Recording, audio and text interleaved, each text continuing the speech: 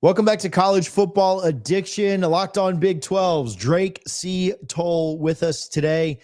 Drake, is the Big 12 desperate for the three top teams to continue to be the three top teams? Yeah. Okay. So I've explained this so many times on my show, and I keep getting comments that are like, is this guy drunk or high or both? The answer is no, I am not. I'm going to explain it. This is the last time for a long time for everyone to buckle up here. So the Big 12 wants Texas Tech, Utah, and BYU to win because those are the top three teams in the Big 12 right now. And I think you could argue they have the top three strongest brands. Arizona State, with their blowout loss last week, has fallen a few notches. And Cincinnati doesn't have the brand power that Utah does, or BYU does, or Texas Tech does. So Brett Yormark, what he asked for at Big 12 Media Days was for the top teams in this league to win, to find teams at the precipice of a Big 12 championship or college football playoff berth that continue to win and assert themselves. So my whole deal is you have to go, and I promise I am stone cold sober. You have to go to Tim Allen's Santa Claus movies. It's a really weird concept in these movies because why would we ever make a children's program where someone kills Santa Claus? But it's exactly what happens. Tim Allen does that. and after he kills Santa Claus, your reward is getting to be Santa Claus, which they don't glorify the job in the movie. But honestly, what a banger job to have. Like, I think if that was how real life goes, there's a massive target on Santa Claus's back for him to survive because others are going to want to be Santa Claus. That's kind of what the Big 12 is right now. Once you assert yourself as Santa Claus, you now have the onus on yourself to be the long-term Santa Claus. If somebody else, if let's say that you are like Arizona State last year lost to Cincinnati and they weren't very good last season, that was an example of our version of Santa Claus, a team that could have been very powerful in the Big 12 conference, Arizona State, had they beaten Cincinnati, losing to Tim Allen. They got knocked off the roof. You're like, no, this is not what we need. We need the consistency of one singular Santa. We can't be on movie number 4. We're running out of concepts to make this entertaining. So that's what the Big 12 is looking at right now. This is an analogy. I'll get right back to the video, but first I do want to tell you about our friends over at Sleeper. Do not delay. We're like halfway through the month. The offer only goes through October. But if you've been waiting to deposit, if you've been waiting to put money into the app, you don't even have to do that now. You get a free $20 play by putting our code in, CFA, for College Football Addiction, on the Sleeper app. The link in the description literally will auto-populate that for you. You don't have to spend money. You don't have to deposit if you're cheap or you just don't trust whatever. Go and make a free play right now. You get a free $20 on the Sleeper app. You go in, you pick more or less on at least 2 players, games that you like. They've got free picks all the time. I saw that last night Jared Goff had a more or less of 0.5. Go and deposit on the Sleeper app right now. If you also want a $100 match up to $100, you can get that. But again, you don't have to. You just get a free $20 play.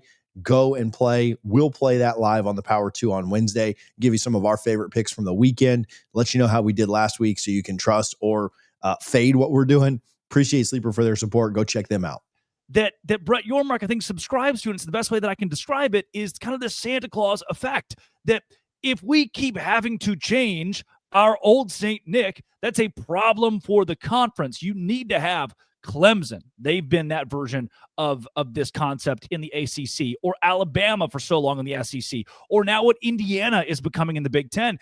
Indiana, in essence, is your Tim Allen now for that conference. The Big 12 needs that. Brett Yormark. So here's the deal. If Utah and BYU and Texas Tech each finish 9-3 or 10-2, you're playing yourself out of the college football playoff, and you're not giving yourself as many opportunities to make the playoff.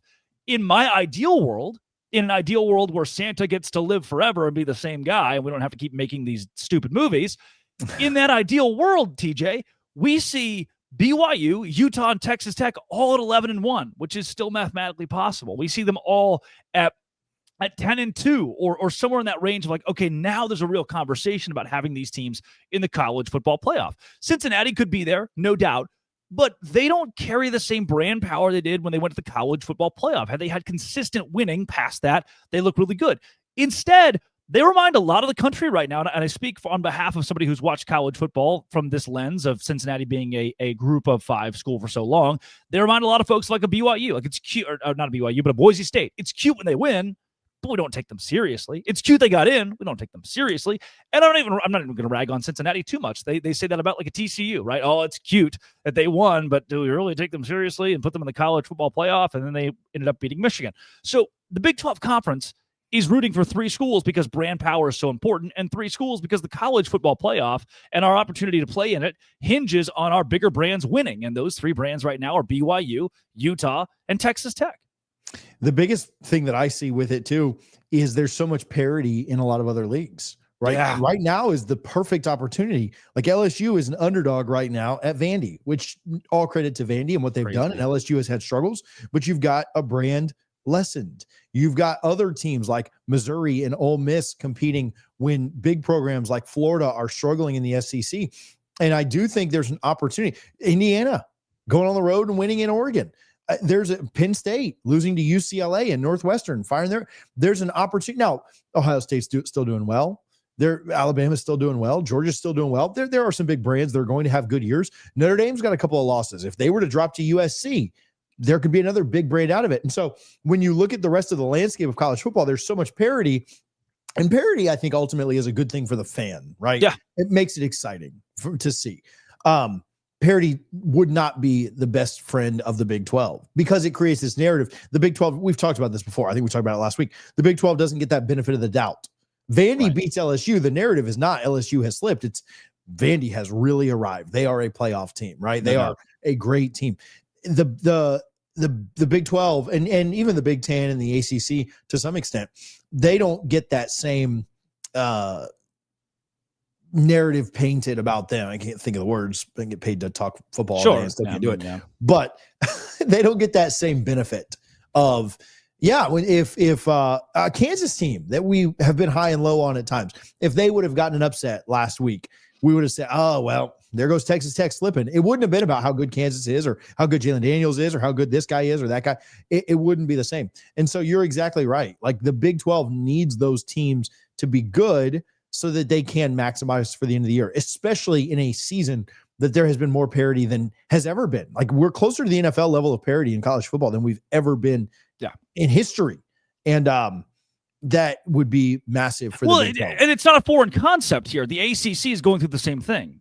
Mm-hmm. You need Georgia Tech to continue to win to have a possibility of having 2 college football playoff teams. I mean, even to an extent, the SEC is like, hey, if you're going to start losing, we need you to continue to lose. Because if Arkansas goes on a run these last few games and starts upsetting an LSU or upsets a Missouri, you're looking around and you're like, well, shoot. Now who do we get in the play? Like we're going to lose another LSU or another Missouri who could have been a playoff team, and that's where Utah can sneak in. So what the Big 12 Conference needs as a league who doesn't get enough publicity, doesn't get enough love, is for the SEC to cannibalize itself and this conference to not do what it did last year. And instead of having a billion teams, the top 9 teams with a mathematical possibility of making the Big 12 title during Thanksgiving weekend, this year we need 2 or 3 teams. And those teams making their own case for the college football playoff. That would be a much better scenario for Brett Yormark. And it's not personal to Cincinnati. It's not personal to Arizona, who I still think could be good. It's not personal to Iowa State, who hasn't dropped out entirely. But man, there are 3 teams, the Big 12 saying, we need you to win right now. And those 3 teams are pretty clear to me. We've talked about this from the what would be best, right? Like the hypothetical aspects, but I'll wrap up this segment with this. In practice, will they?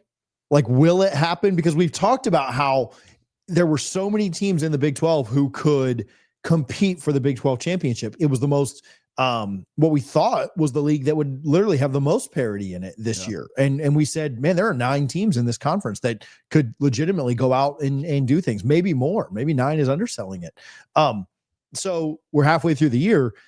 What the Big 12 needs to happen, will it happen? Or are you fearful of that? I do think Utah can run the table. I think the rest of the way. BYU's schedule is fairly easy, and it's getting easier. TCU doesn't look near as bad. Arizona State is somebody that they get to avoid this year. I think that Iowa State is so banged up. BYU can continue to win, and I think Texas Tech will go undefeated. So at 12-0 Texas Tech, if we see 11-1 BYU, 10-2 Utah, or 10-2 BYU, 11-1 Utah, we're looking at a very good spot for the Big 12.